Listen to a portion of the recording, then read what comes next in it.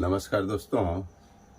तो आज हम लोग एक बहुत ही बढ़िया टॉपिक पे बात करेंगे जो आईएसओ के अंतर्गत आता है।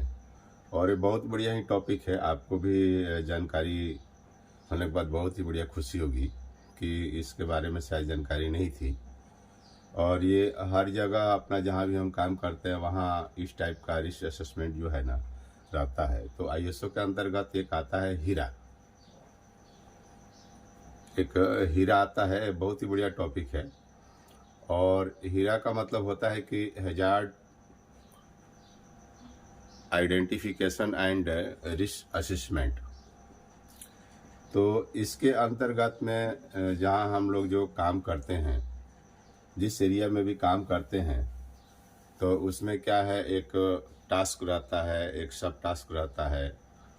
और उसके बाद में एक उसमें कंसर्न हैजार्ड्स रहता है, एस्पेक्ट रहता है, ईएमएस और ओचएससी रहता है, इम्पैक्ट रिस्क रहता है, और प्रेजेंट उसका क्या हम लोग कंट्रोल कर सकते हैं, ये रहता है उसके अंतर्गत में। तो आइए हम थोड़ा सा आगे बढ़ते हैं। ये हमारा टास्क हो गया।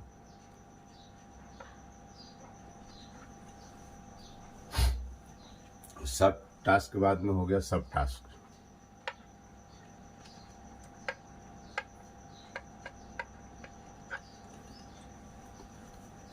टास्क के बाद में हो गया हमारा सब टास्क।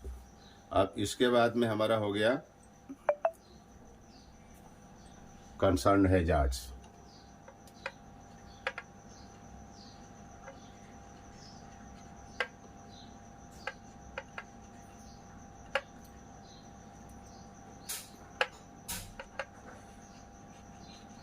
कंसर्न हैजार्ड्स हो गया। इसके बाद में होगा रहा हमारा ईएमएस और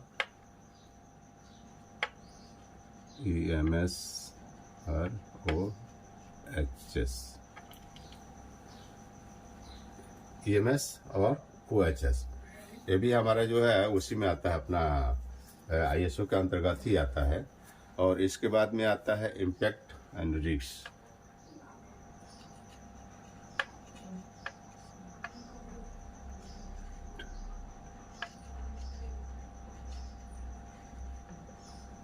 इम्पैक्ट एंड रिस्क। इसके बाद में आते हैं प्रेजेंट कंट्रोल कैसे करें हम उसको।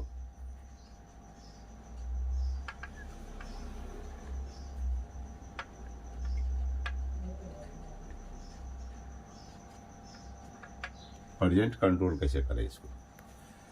तो ये आ गया टास्क, सब task, concern hazards, EMS, OHSC, impact risk and present control कैसे करें हम इसको। तो जो सब टास्क आता है, सब टास्क वो आता है कि जिस इक्विपमेंट पे हम काम करने वाले हैं, चाहे मिल का कोई भी पार्ट्स हो या किसी भी इक्विपमेंट्स का पार्ट्स हो, तो वो जिस पार्ट्स के ऊपर में, चाहे जो एक इक्विपमेंट्स है उसके ऊपर में जैसे हम काम करने वाले हैं, तो उसका हम यहाँ सब टास्क में नाम लिखते हैं। जैसे हमारा रोल चेंज हो गया, अगर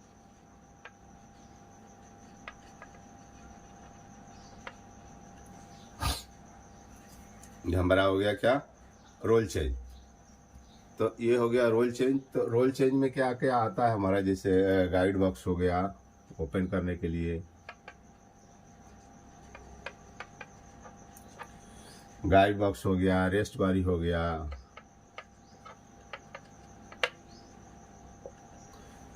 इसके बाद में साइड बोल्ट्स हो गए।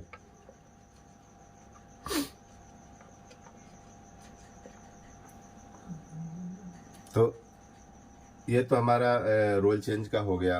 अब ये हो गया सब टास्क उसका, जो मतलब साइड गाइड बॉक्स हो गया, खोलने का है, रेस्ट बारी खोलने का है, साइड बोल्ट खोलने का है।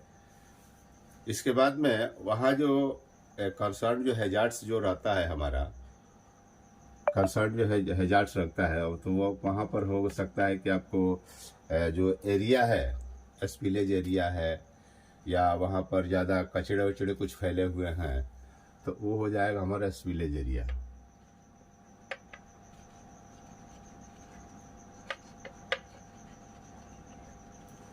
स्पिलेज एरिया हमारा आ जाएगा वहाँ पर आपको कंसर्न एंड हैजार्ड्स में। अब वो किसके अंतर्गत आएगा, वो आएगा हेल्थ एंड सेफ्टी के अंदर में, OHS,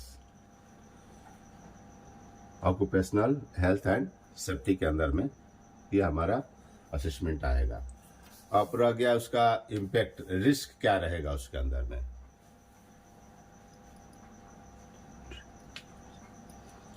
अब इसमें मान लीजिए यहाँ पर स्पिलेज है, कुछ गिरा वगैरह है, तो उससे क्या होगा रहा हमारा, ये स्लिप हो सकता है, आदमी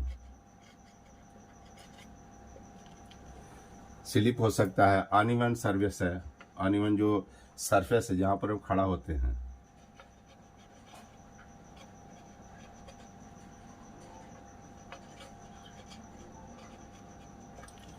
अनइवन सरफेस, ये हमारा स्पिलेज एरिया हो गया। और वहाँ पर हम अगर काम कर रहे हैं तो क्या होगा, स्लिप हो सकता है, अनइवन सरफेस है, गिर सकते हैं हम लोग, गिरिश वगैरह कुछ पड़ा हुआ है, तो ये हमारा हो गया इम्पैक्ट रिस्क में आ गया। अब इसको कंट्रोल कैसे करें हम, पर्जेंट कंट्रोल कैसे करें, तो पर्जेंट कंट्रोल के लिए क्या है, हम उस वहाँ पर या यहाँ पर जो है स्पिलेज जो है इसको हाउसकीपिंग करके करें।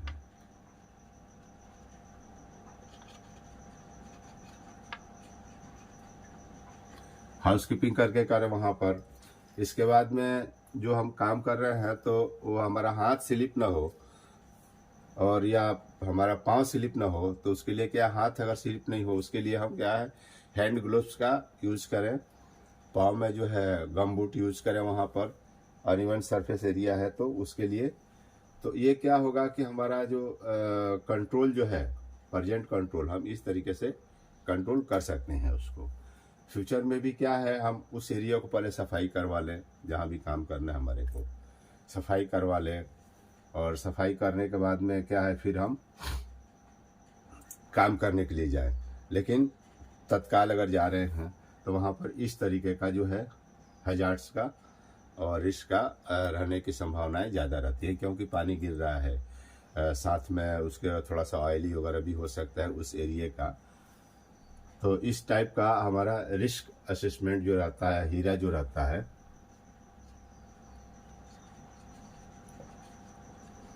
हीरा हैजार्ड आइडेंटिफिकेशन रिस्क असेसमेंट, ये बहुत ही बढ़िया पार्ट्स है और इसको करना चाहिए, क्योंकि इसके करने से क्या है, एक तो उस एरिया का जो वातावरण और उस एरिया का जो है काम करने के जो तरीके और काम करने में जो इच्छा शक्ति है वो अपने को जागृत होता है। क्योंकि इस तरीके का अगर काम, मतलब कोई भी चीज़ गंदगी अगर फैली रहेगी तो हमको काम करने की इच्छा नहीं होगी। तो हम कोशिश करें कि जिस एरिया में हम काम करने जाएं या तो पहले काम कर लें और वहाँ का एक चार्ट बना लें, जिस एरिया का भी हो वो चार्ट बना लें और इसको हम अपने डॉक्यूमेंट्स के अंदर में मेंटेन करें इसको, तो फ्यूचर में भी क्या है हमारे को बहुत ही बढ़िया रहेगा। अब मान लीजिए रोलिंग मिल्स में जो टॉन्समैन जो होते हैं, जो माल जो लगाते हैं, तो अब यहाँ पर हम उसको ले लेते हैं।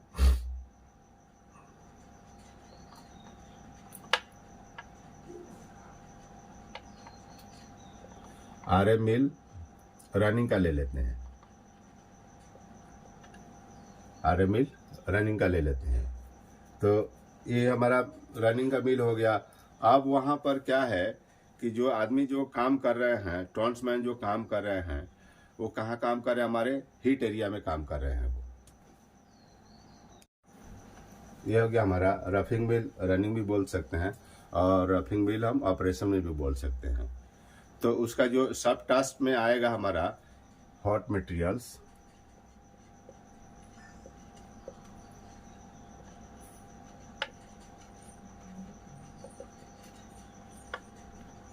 हॉट मटेरियल्स, क्योंकि वो उसी को मूव करते हैं बाई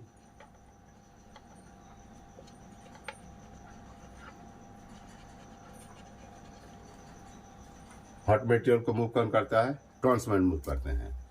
तो और ये कहाँ पर है हमारा नियर कंसर्न जो आएगा, नियर हॉट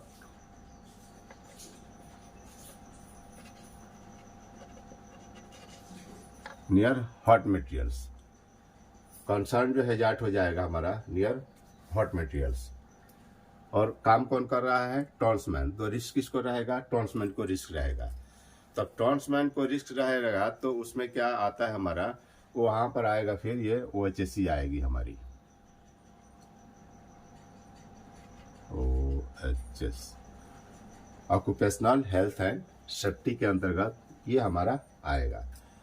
तो वहां पर क्या क्या रिस्क हो सकते हैं? जो हॉट मटेरियल्स है वहां पर रिस्क क्या क्या हो सकते हैं?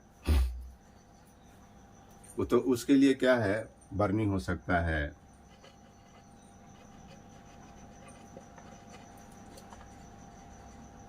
बर्निंग हो सकता है,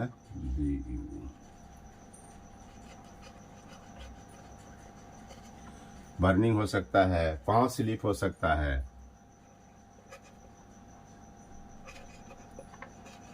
पाम स्लिप हो सकता है, या बर्निंग इंजरी हो सकती है उसको। तो उसको कंट्रोल कैसे करें? तो उसको कंट्रोल करने के लिए हम PP का यूज करें। PP का यूज करें। PP में क्या है? हैंड ग्लोव्स हो गया, उसको अप्रॉन प्लेट हो गया,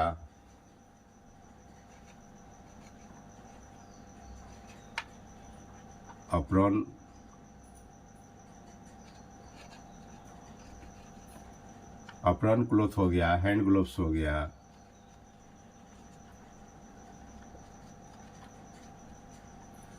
अप्रॉन एंड हैंड ग्लोव्स हो गया। उसको PP देने की जरूरत है, क्योंकि जहाँ काम कर रहा है इसके बाद में सू भी रहेगा वहाँ पर, क्योंकि जिस सरफेस में काम कर रहा है वहाँ हॉट मटेरियल्स चल रहा है, तो मटेरियल्स गर्म होगा। और शरीर को बचाने के लिए क्या है, उसको अप्रॉन क्लॉथ देंगे हम पहनने के लिए, जैकेट देंगे उसको, और हाथ के लिए क्या है, हैंड्स ग्लोव देंगे। तो ये हमारा क्या है, एक रिस्क असेसमेंट हीरा के अंतर्गत ये सब चीज़ें जो आती हैं, किसी भी एरिया में हम काम करते हैं तो वहाँ पर अगर हीरा हम अगर मेंटेन करते हैं तो हमारे क्या है नियर मिस या एक्सीडेंट फर्स्ट एड कम होने की संभावनाएं रहती हैं, क्योंकि जो उत्पन्न जो होता है नियर मिस से ही उत्पन्न होता है। नियर मिस को हम अगर कंट्रोल कर लेते हैं तो हमारा जो फर्स्ट एड है या फेटल इन्फेक्ट है वो हमारा कम हो जाता है। और ये हीरा को क्या है, बहुत ही वो शास्त्र में बहुत ही ज़्यादा जोर दिया गया है अपना ISO के अंतर्गत, इसके ऊपर में बहुत ज़्यादा जोर दिया गया है, क्योंकि इसके चलते क्या है, हमारा पूरा जो सिस्टम है वो ख़राब हो सकता है।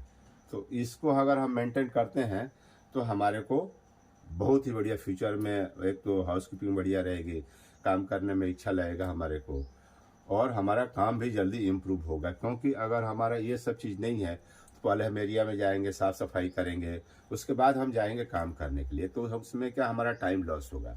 और आजकल कोई भी टाइम लॉस करना बर्दाश्त नहीं करता है। तो कोशिश ये करें कि इसको हम मेंटेन करेंगे तो हमारा प्रोडक्शन भी बढ़िया बनेगा, आदमी को कोई नुकसान नहीं होगा, कोई हैजार्ड नहीं होगा दोस्तों। तो ये आपको टॉपिक कैसा लगा, और आगे भी हम आपको और भी बढ़िया ISO के अंतर्गत कुछ चीज़ें आने वाली हैं उनको बताते रहेंगे। तो आप लोग मेरे YouTube चैनल को लाइक करते रहिए, शेयर करते रहिए और बने रहिए, और इस टॉपिक के बारे में बताइए कि ये टॉपिक कैसा रहा दोस्तों। नमस्कार।